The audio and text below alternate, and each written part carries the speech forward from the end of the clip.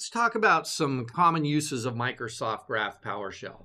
So as Microsoft 365 administrators, we find ourselves doing a lot of work with users. And common tasks that we do with users might be creating or updating or deleting users, resetting passwords, managing licenses. A lot of this stuff we're going to be able to do with Microsoft Graph PowerShell. So if we found ourselves in the past going, say, to the Microsoft 365 Admin Center, in this case, I am a global administrator, so I have no problems getting into the Microsoft 365 Admin Center, clicking on a user, manipulating that particular user, getting and setting properties that I have on that user, no big deal. I might instead, or in addition to that, find myself going to the Entra Admin Center. Same thing, going to all users, clicking on a user, and editing or looking at or manipulating that user object. I have permissions, so I'm able to do that. Now, in previous versions of PowerShell, working with users, we typically did that with MSOnline or Azure AD or Azure AD Preview. With MSOnline, we would install the module, connect to the service. We might want to take a look at what we have, so we could run get command, pass in the get verb as a filter and see what tools we have.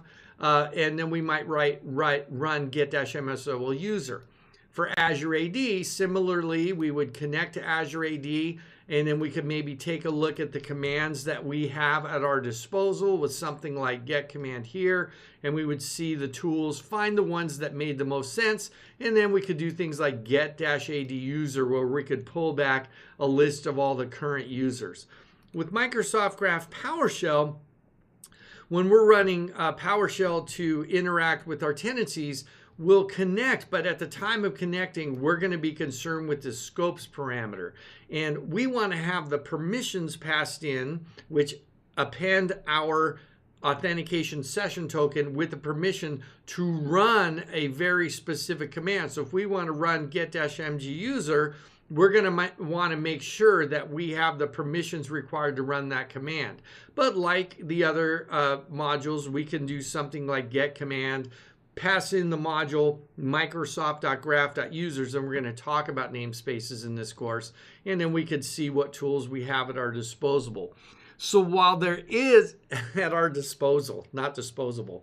So while there is a lot of commonality when we're working with users, and we're working with groups and roles and Microsoft 365 services and things like that.